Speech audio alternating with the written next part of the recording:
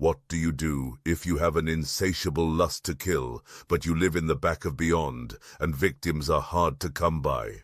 Why, you make them come to you, of course, mortals.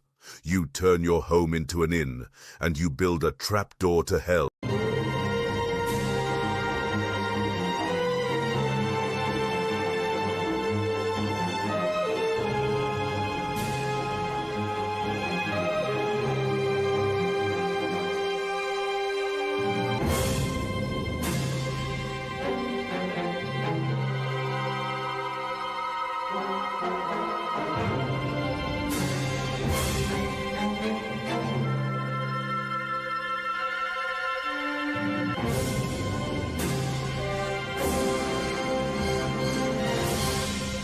Welcome to the crime vampire, where shadows scream and nightmares burn your retinas. This tale seeps from the soil of Kansas, 1870s America, a land where the earth itself was still deciding whether to grow crops or corpses.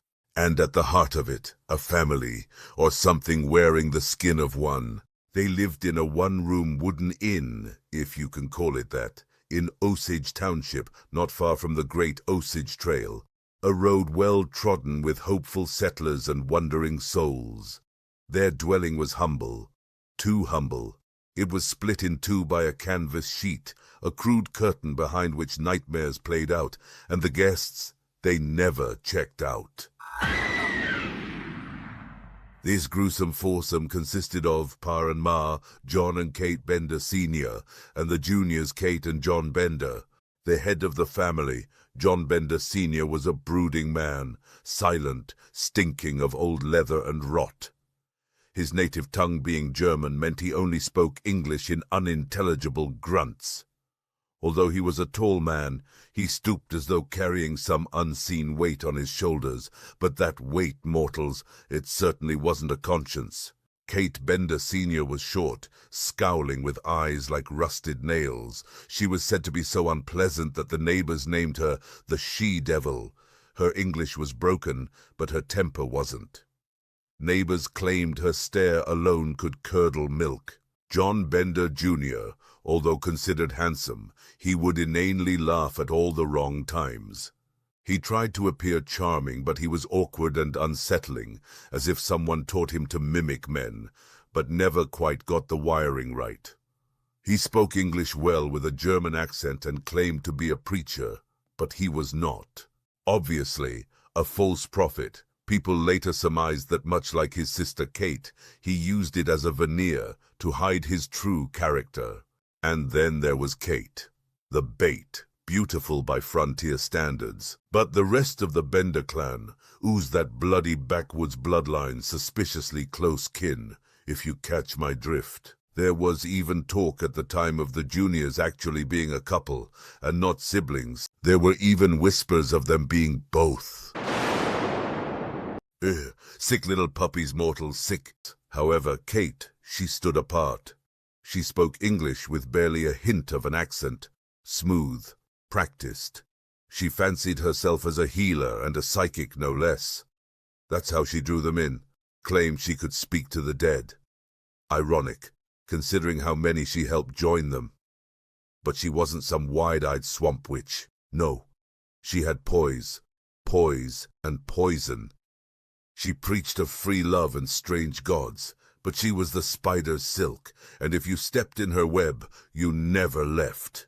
The road west was long and cruel in those days, but weary travelers clung to the hope of warm meals and safe shelter as they pressed through the Kansas frontier, never knowing that one small wooden house, framed by the endless prairie, would be their final stop. You see, the Bloody Benders, as they will later be named, and for good reason, had a very specific modus operandi. They welcomed guests like shadows welcome dusk, soft voices, warm stew, a smile stretched a little too wide. The house was simple, but arranged with care. The dining table, strategically placed in front of the curtain and over a trap door, would be the last place many a man would sit, for behind the curtain, John Bender would wait with a sledgehammer as Kate distracted with her allure. One brutal blow to the head is usually all it took, but the women would take it in turns to slit their victims' throats, just to make sure the job was done. Then, down into the basement they'd fall, to bleed out into the Kansas soil. In 1871, with the first body of a man named Jones being found on Drum Creek, the dead began to whisper. Jones's injuries were a crushed skull and slit throat, the Bender's calling card. And soon after, another 2 bodies were found with the same injuries. Nameless bones without story. But the locals talked, and people started to avoid the trail, blaming it on horse thieves and villains. In the winter of 1872, a man named George Newton Longcore set out on the road with his young daughter Mary Ann after his wife had died. Running from his grief, he packed up his belongings and left Independence, Missouri, heading for Iowa in search of something better. He was last seen alive near Osage Mission, heading towards Cherry Vale, but then silence. Not the type that soothes, no, the type that raises suspicion, because Longcore's former neighbor, Dr. William Henry York, went looking for him. This was the beginning of the Bloody Benders' downfall, as William York had written to his brothers, Ed York and Colonel Alexander M. York, before his journey. They expected him to arrive and they expected him to return. Both of these men, not prone to inaction or mercy, gathered around 50 men with the intention of speaking to every traveler and questioning every homestead on the trail. Inevitably mortals, Colonel York and his companion, a Mr. Johnson, arrived at the Benders' so-called inn. Questioning whether they had seen his missing brother, the Benders admitted that he had stayed there but later happily left, suggesting the possibility of his disappearance being down to the Indians. Given the reputation and dangers of the trail, the colonel considered the possibility whilst he stayed for dinner. Likely sat in the very same chair that his brother met his demise in. The colonel later left without consequence, only to return days later. Around this point, it had started to come to light that several people had managed to escape the Benders before they had the chance to delete them. William Pickering noticed the stains on the curtain, so refused the infamous deadly chair. Kate's mask slipped. She hissed a knife-edged threat that sent him running, and he lived to tell the tale. Catholic priest Father Ponziglione felt a chill when he saw one of the Bender men conceal the hammer. Feigning duty to his horse, he slipped outside and never looked back. 2 other travelers arrived for Kate's psychic promise, but they too refused the seats by the curtain, choosing the counter instead. Kate's charm soured, and she hurled abuse at them. As the Bender men emerged from behind the cloth, the 2 men felt the darkness closing in, and they too chose life. On the 3rd day of April, 1873, Colonel York returned, but this time not just with questions, with guns. Men at his side, with justice in their eyes, and suspicion growing like weeds in spring. Whispers from the prairie had reached Colonel York's ears. A woman, trembling and wild-eyed, had fled the inn, claiming Mother Bender had turned on her with knives. The old woman feigned confusion. No English, she insisted. The younger Benders denied the story on her behalf, but York wasn't convinced. When he pressed the matter, Mother Bender erupted, shrieking that the woman was a witch who had cursed her coffee, and in that fury the mask slipped. Her English, it seemed, was far better than she had ever let on. But Kate intervened, ever poised, ever charming. She smoothed the moment over and offered York her gift. Her psychic abilities, she said, could help him find his missing brother. All he had to do was return the following Friday. York's men walked out of the inn, utterly convinced that the Benders were guilty and were ready to hang them on the spot. But Colonel York, also a lawyer and a member of the Kansas Senate, was a noble man and insisted on evidence first. Whispers travel faster than wagons, and soon those whispers turned to blame. Fingers pointed from neighboring towns, desperate for someone to carry the weight of the vanished. So they gathered, 75 souls packed into the small shell of Harmony Grove Schoolhouse.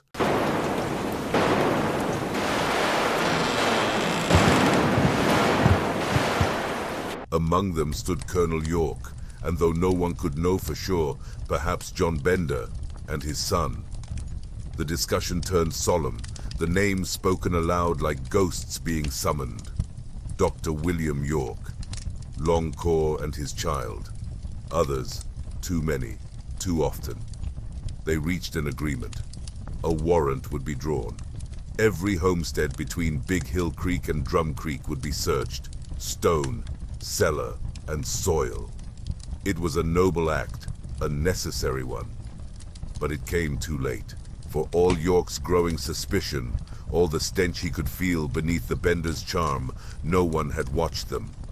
And by the time the eyes finally turned their way, the house was empty. The orchard still, the trapdoor closed, and the Benders gone.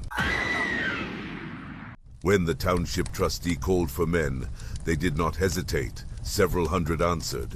Farmers, sons, lawmen, strangers, some for justice, others for closure, all with questions soaked in dread. Colonel York rode with them. They reached the house in daylight, but the light did nothing to cleanse it. The cabin stood hollow, empty of food, clothing, belongings, stripped clean like it had never been lived in.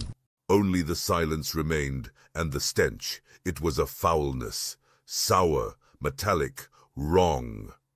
They followed it to a bed, and beneath it, a trap door nailed shut. When they pried it open, they found a narrow pit, 6 feet deep, stone-lined, but no bodies, just blood, clotted, blackened, and steeped deep into the Kansas soil. They shattered the stone floor with sledgehammers, and when that yielded nothing, they lifted the entire cabin, pulled it from its own foundation like a scab from a wound, and dug beneath. Still nothing. But the land knew, and it did not forget. They took up metal rods and began to probe the ground, especially where the soil had been disturbed. The garden, the orchard, where seeds and rot alike were buried. By nightfall, they found him, Dr. William York, face down, his boots barely beneath the surface, as if the earth itself had spat him out. The search continued through the dark. 9 shallow graves were marked by midnight. They stopped only when exhaustion overcame rage. Then, the next morning, they dug some more. 8 more bodies unearthed from 7 of the marked graves, and 1 more found in the well, a soup of bone and memory. Most bore the Benders' signature. Skulls caved in with a hammer, throats cut open like red ribbons. Newspapers, ever hungry for horror, whispered of indecent mutilation, but there was one that haunted even the hardest among them. The little girl, Mary Ann. No wound, no visible cause of death, just a lifeless little doll. Some say she was strangled. Others believe she was buried alive, but either way the orchard had become a graveyard, and the inn a shrine of unimaginable horror. Word of the bloodshed spilled faster than wine at a funeral feast. Within days, over 3,000 souls descended upon the cursed homestead, reporters, gawkers, grief-mongers. Some traveling all the way from New York and Chicago, drawn not by duty, but by the lure of death made spectacle. They didn't come to mourn, no, they came to pick the bones clean. The Bender cabin was devoured by souvenir hunters, floorboards pried loose like relics, cellar bricks stolen one by one, even the stones from the well carried off like trophies from a dark pilgrimage. Justice, of course, had its price. State Senator Alexander York offered $1,000 for the capture of the deviant clan, an admirable sum in his day. Governor Osborne doubled it soon after, dangling $2,000 to anyone who could bring all 4 to heel, but rewards, like vengeance, are only valuable when the guilty are still breathing. The bloody Benders vanished like mist at sunrise. Their wagon, found just outside Thayer, lay next to their horses, half dead, one lame, abandoned to the elements. They allegedly bought train tickets and scattered like breadcrumbs across Kansas and Texas. John and Kate slipped south into outlaw lands where lawmen seldom returned. The elder pair rode north, likely to St. Louis.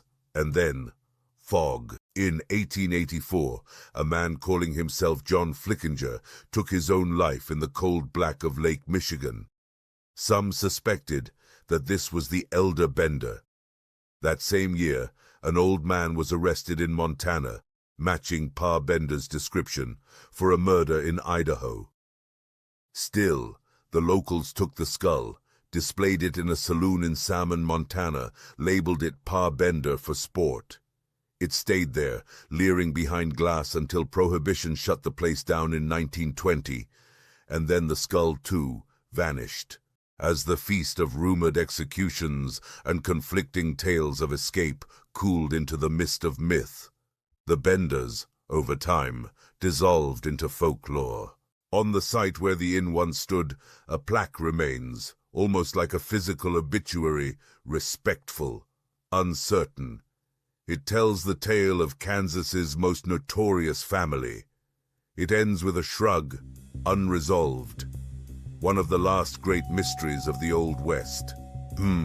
But some wounds should never be left open, mortals, because where your laws falter in the light of your day, the crime vampire corrects them in the dark. For you, justice, but for I, a feast. Didn't I tell you, mortals? The biggest sinners always linger longest on the tongue, and back then, I liked them particularly spicy. If this taste of justice pleased your darker palate, mortals, then indulge me. Like, subscribe and become a member of the fan club. There are more sins to savor, my morbid mortals, and the crime vampire never dines alone. Until the next summoning, mortals, stay delicious.